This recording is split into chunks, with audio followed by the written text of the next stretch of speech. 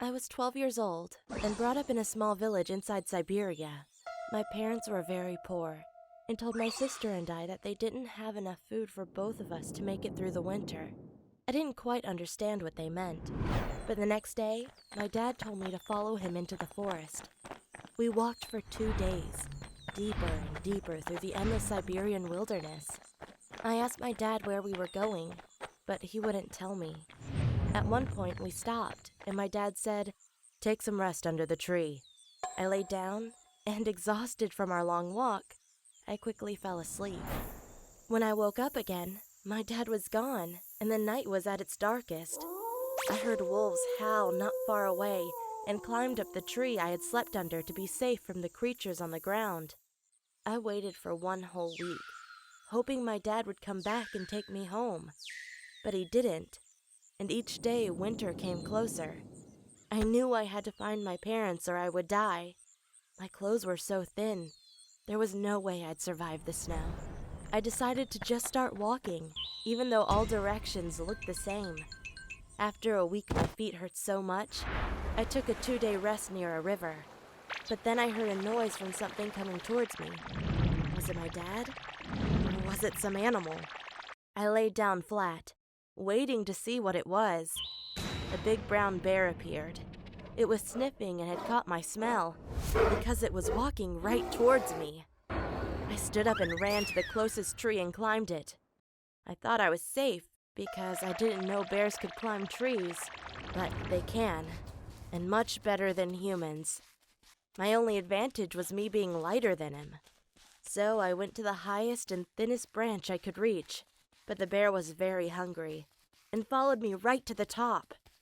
It was less than a meter away and the whole tree was bending dangerously. But suddenly, I was close enough to a nearby tree and swung myself over there. I landed safely even though I suffered many scratches. Meanwhile, the branch I had jumped off swung back and caused the bear to lose its balance. He fell all the way down, at least 12 meters. I could see it was still moving, but it was unable to stand up again. That was my chance. I went to the ground, took the biggest stone I could pick up, and went to the bear. I saw the fear in its eyes. The small girl had won against the beast. Smash. Afterward, I found a sharp stone, and for 3 days, I skinned the bear. It gave me a nice pelt to keep me warm during the cold nights, and I turned my old shirt into a bag to carry the bear's meat. Then I continued to walk for weeks and weeks, not seeing a single other human being. By now it was November, and snow was laying everywhere. The only thing that kept my feet from freezing were the shoes I'd made from the bear's pelt. As I continued walking, the landscape changed from endless forests to endless grasslands.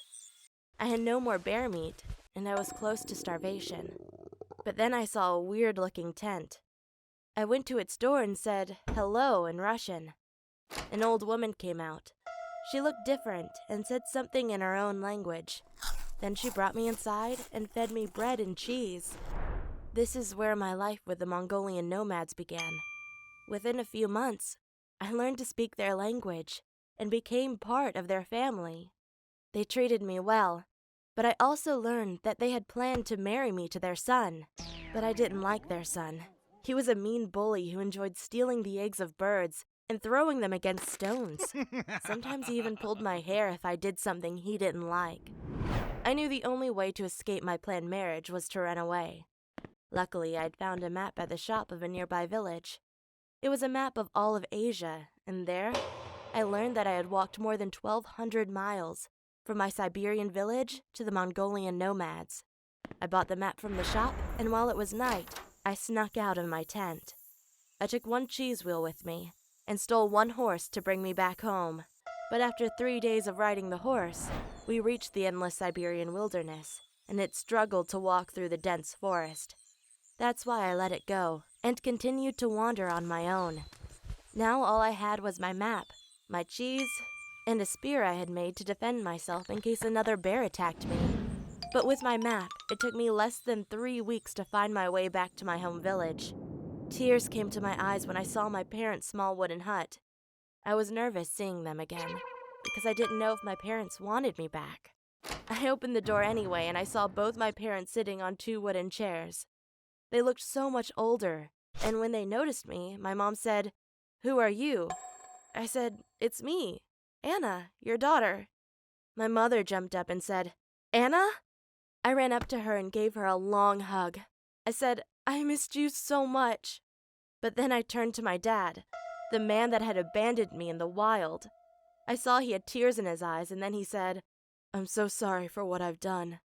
I had never seen my father cry, and I knew that he really was sorry.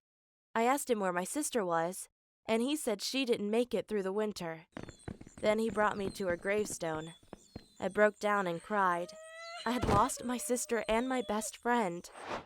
The next few days, my dad kept apologizing for what he had done to me, but I forgave him because I knew he didn't have another choice. Had I stayed with them, I would have ended up like my sister. I lived with my parents for 3 more years until I turned 17. But because we barely had money or food, we decided I should move to Moscow. For a few weeks, I worked as a waitress, but soon I found a better job working as a model. Suddenly, I was making enough money to afford going to university. And right now, I'm studying English and planning to move to a Western country someday. I just want a secure job that pays enough to have my own family, and that allows me to send some money back to my parents.